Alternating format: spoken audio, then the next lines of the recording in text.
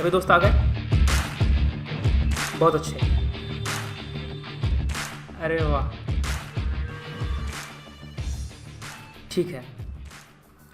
पूनम, कविता, रोशन, सभी का स्वागत है हमारे इस क्लास में। आज हम काफ़ी सारी बातें डिस्कस करेंगे और आपसे उम्मीद रहेगी कि आप उसका जो नोट्स है वो बनाते चलेंगे, क्योंकि आज की क्लास में जो स्ट्रैटेजी है वो बताई जाएगी, आंसर वगैरह कैसे लिखना है, सब हम बातें आपको बताएंगे।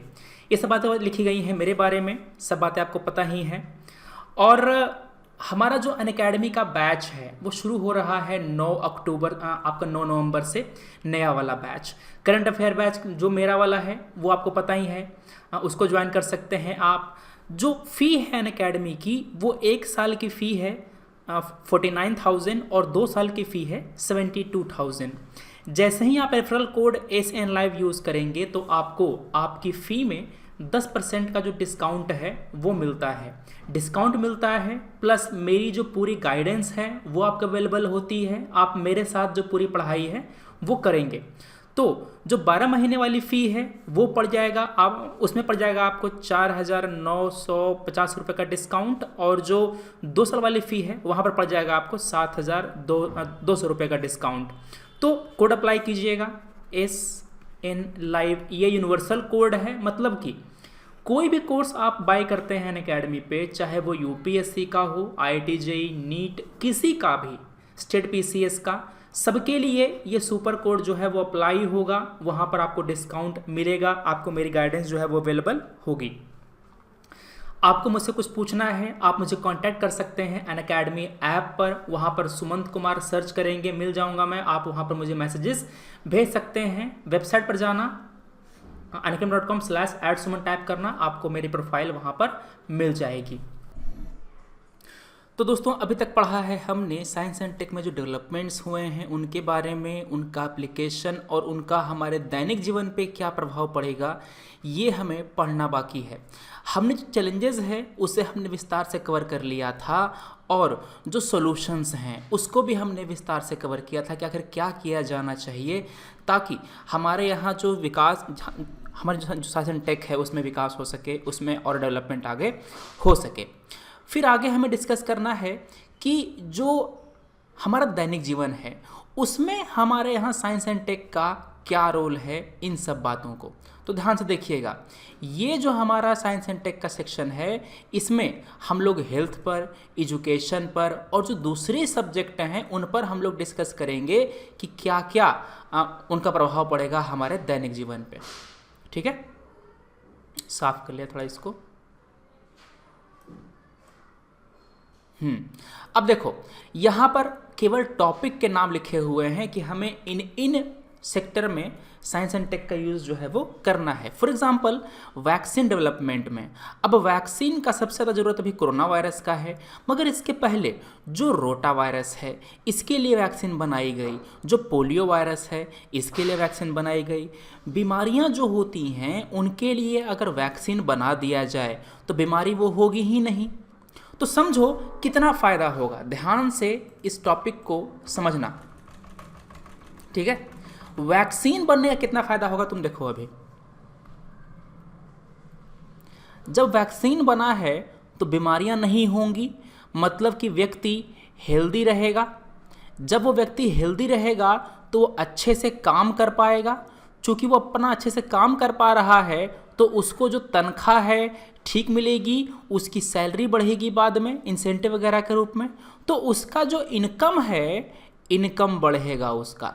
चूँकि उसका परचेजिंग पावर बढ़ रहा है, पता है क्या होता है, इनकम बढ़ने से उसका जो खरीदने की क्षमता है वो बढ़ेगी, है ना। जब नौकरी नहीं थी तो कोई सामान लेना था, जब नौकरी आ गई तो पैसे आ गए और वो सामान वो ले सकता है कि नहीं। तो उसकी जब परचेजिंग पावर बढ़ गई तो क्या हो गया, वो जो गुड्स एंड सर्विसेज है इसकी डिमांड करेगा। क्या करेगा, वस्तु और सेवा का डिमांड करेगा। अब इस डिमांड को फुलफिल करने के लिए जो कंपनियां हैं वो प्रोडक्शन करेंगी, है कि नहीं। अब देखो, कोई भी चीज़ की सप्लाई जब कम होती है तो उसको फुलफिल करने के लिए कंपनियां प्रोडक्शन बढ़ाती हैं, अपने कारखाने को एक्सपैंड करती हैं। चूँकि उन्होंने अपने कारखाने को एक्सपैंड किया है तो इन कारखानों में लोग चाहिए होंगे, तो जॉब्स क्रिएट होंगी। जब जॉब क्रिएट हो रही हैं तो और लोगों को रोजगार मिलेगा, है ना। और लोगों को रोजगार मिला तो और लोगों का जो परचेजिंग पावर है वो बढ़ेगा। तो आपने देखा कि किस तरह से ये जो सारा सर्किल है ये पूरा हो रहा है ना। इसको बोलते हैं पॉजिटिव सर्किल विशियस। जो हमारा सर्किल बन रहा है वो इकोनॉमी को धीरे धीरे बूस्ट करेगा। और ये कैसे हुआ? क्योंकि वैक्सीन के डेवलपमेंट के कारण लोगों का स्वास्थ्य जो है वो अच्छा हुआ। इसमें एक बात और समझो, अगर आपका स्वास्थ्य बढ़िया है तो आपका स्वास्थ्य पर खर्चा कम होगा। डॉक्टर के यहाँ जो पैसा खर्चा करते थे आप जा कर के फीस दे करके, वो कम खर्चा होगा। अब उस गरीब के बारे में सोचो जिसके पास उतना आमदनी नहीं है।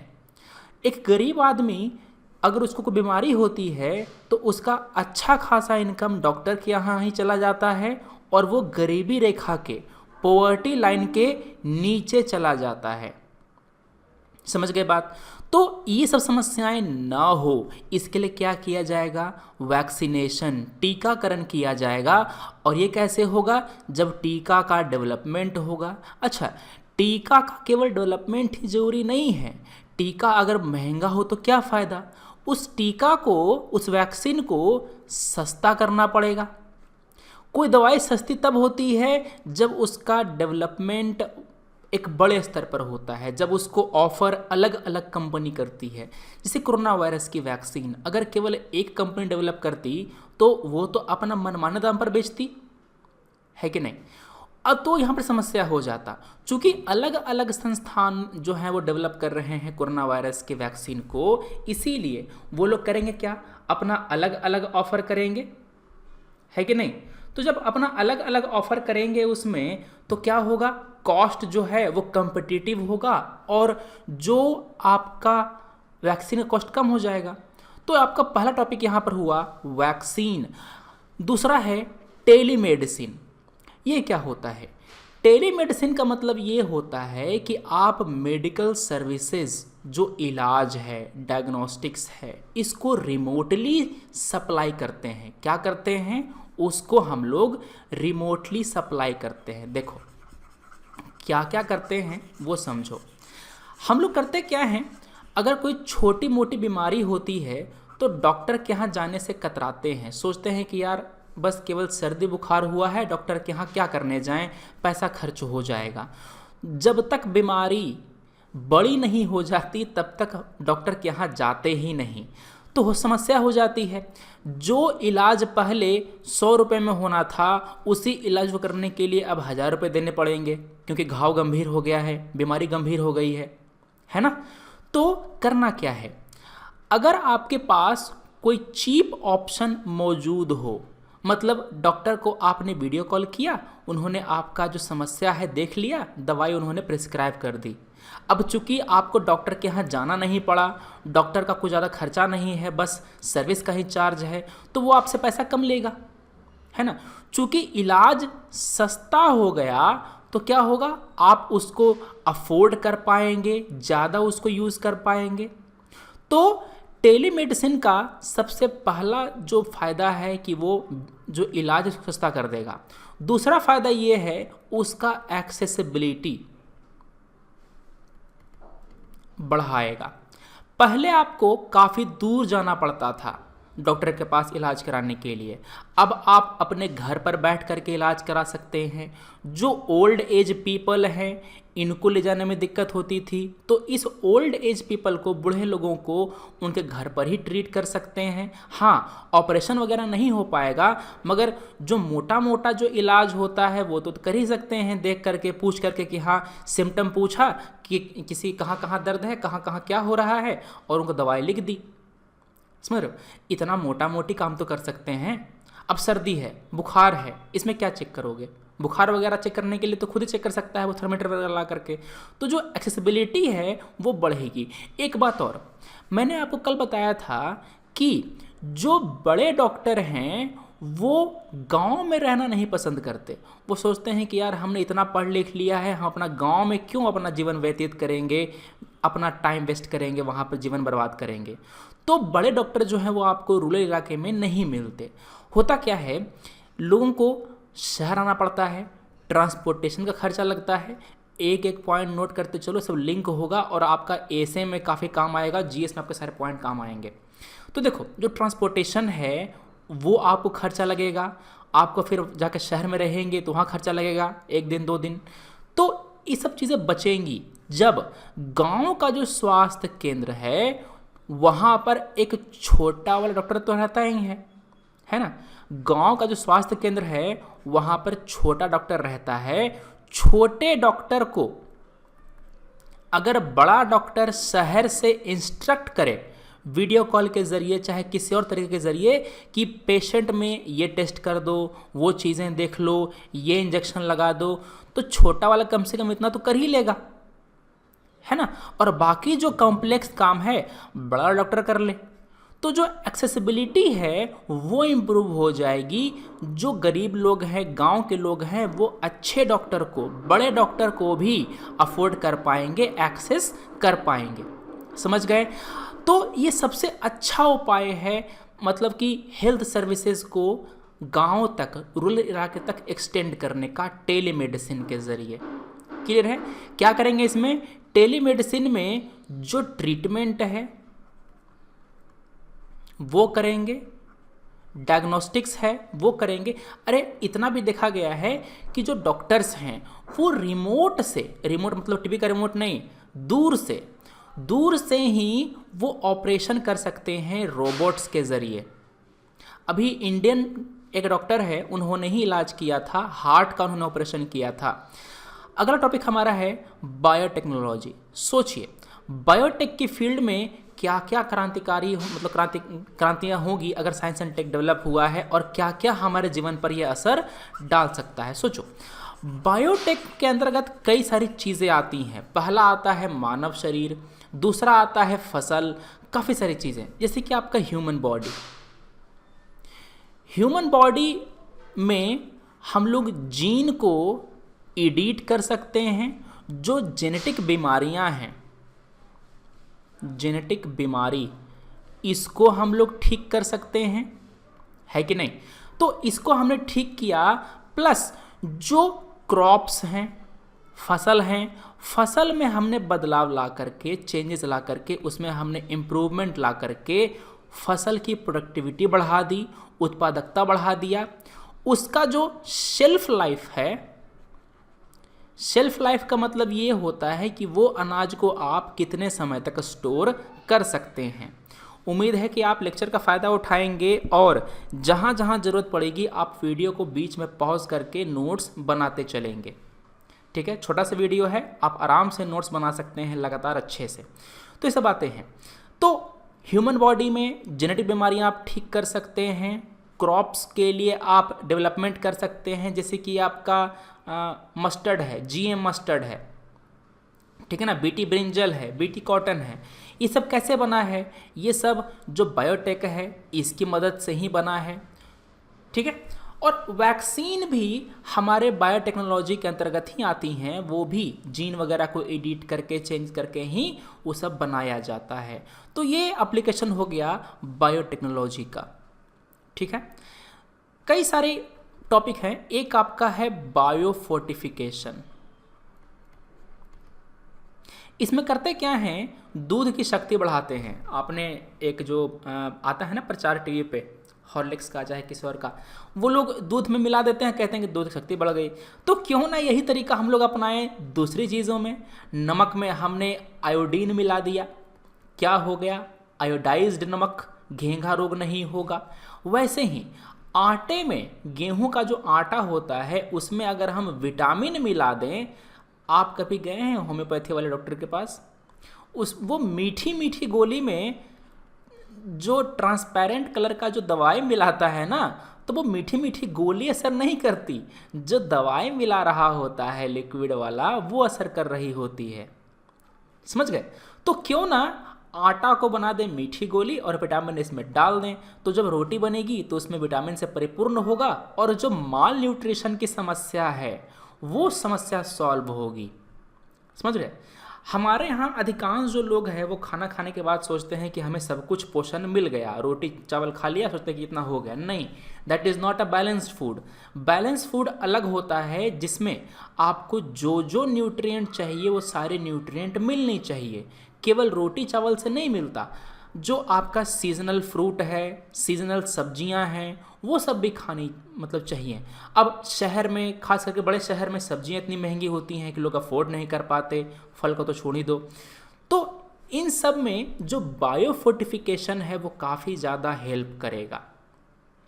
ऐसे ही एक गोल्डन राइस आता है, मतलब जो चावल है ना, चावल सुनहले रंग का होता है क्योंकि इसमें एक विटामिन मिलाया गया होता है और वो विटामिन काफ़ी ज़्यादा हेल्पफुल होता है माल न्यूट्रिशन को कम करने में। सोचो, बच्चे में अगर छोटे से ही न्यूट्रिशन कम मिला है उसको, तो उसकी बॉडी कमज़ोर होगी। चूँकि उसकी बॉडी कमज़ोर है तो उसको बीमारी जल्दी पकड़ेगा, ज़्यादा पकड़ेगा। अब चूंकि बीमार ही रहता है वो, तो उसका खर्चा ज़्यादा होगा डॉक्टर के पास और समस्या होगी। उसका जो इनकम का ठीक ठाक भाग इलाज में ही चला जाएगा, तो ये तो नहीं चाहिए। वो बार बार जो पॉवर्टी लाइन से नीचे गिरता रहेगा। तो बायोटेक हमारी लाइफ में इतना परिवर्तन कर सकता है, जो फोर्टिफिकेशन है ये हमारी लाइफ में इतना परिवर्तन कर सकता है। अब सोचो, अगर आपका शरीर अच्छा होगा तो आप काम कर पाएंगे अच्छे से, है ना। अगर आपको कमज़ोरी महसूस हो रही है तो आप जैसे काम नहीं कर पाएंगे, काम नहीं करेंगे तो पैसा नहीं मिलेगा, जो आपका परचेजिंग पावर है वो कम हो जाएगा, आपकी आमदनी कम हो गई। क्योंकि अब बताइए आप कैसे खरीद पाएंगे नया नया फ़ोन?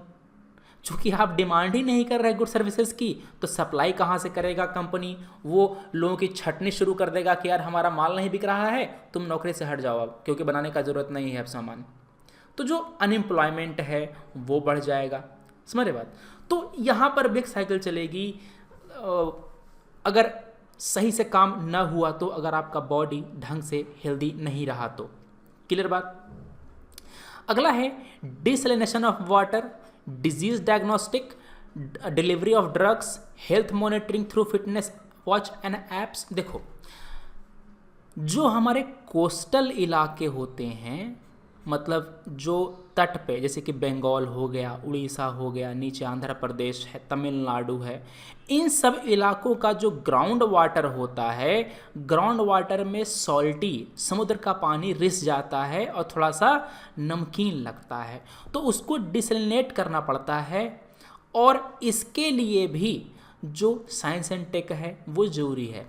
अभी रिसेंटली मालदीव तो आइलैंड है, द्वीप है ना, पूरा द्वीप समूह है, कोरल द्वीप समूह है। तो मालदीव करता क्या है, समुद्र के पानी को डिसैलिनेशन करके, मतलब आपके घर में जो आरओ लगा हुआ है वो करता क्या है ना कि इम्प्योर पानी में से अशुद्धियां हटा करके आपको प्योर पानी देता है। इसमें अगर आप सॉल्ट वाटर डालेंगे तो उसको हटा करके आपको प्योर वाटर दे देगा। सेम काम करता है आपका डिसैलिनेशन प्लांट भी। क्या करता है? डिसैलिनेशन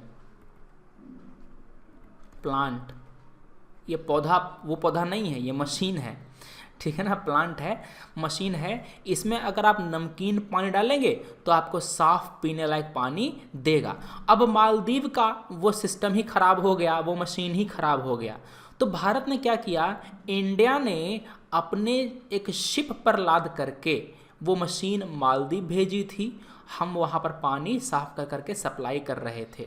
तो ये एक इनिशिएटिव है, ये एक आप देख पा रहे हैं एक अच्छा इनिशिएटिव है भारत की ओर से हमारे जो नेबर कंट्री हैं उनके प्रति। कितना हेल्पफुल है हमारा जो शार्क सैटेलाइट है। शार्क सैटेलाइट जो है हमने बनाया है शार्क के लिए, मतलब उसमें पाकिस्तान ने कहा है कि नहीं हम इस्तेमाल नहीं करेंगे, तो मेरा फ़ोटो खींच लोगे ऊपर से, तो वो बात अलग है। तो बाकी जो कंट्रीज़ हैं, भूटान है, नेपाल है, बांग्लादेश है, उन्होंने एग्री किया है कि ठीक है आपके हम सैटेलाइट का इस्तेमाल करेंगे। वैसे ही कई सारी बातें हैं। हम लोग साउथ एशिया में as a net security provider के रूप में उभरना चाहते हैं, काम करना चाहते हैं, ताकि जो दूसरे हमारे पड़ोसी हैं वो हम पर निर्भर रहें, हमारी हेल्प लें किसी भी सिक्योरिटी पर्पस के लिए, और हमको कंटेन करने की कोशिश ना करें। कंटेन करने का मतलब ये होता है कि अगर कोई व्यक्ति आपका दुश्मन है तो आप उससे मजबूत व्यक्ति का दोस्त बना लेते हैं। तो करता क्या है, बांग्लादेश चाइना कार्ड खेलता है, नेपाल चाइना कार्ड खेलता है, भूटान खेलता था अभी नहीं खेलता है, सुधर गया है थोड़ा, ठीक है।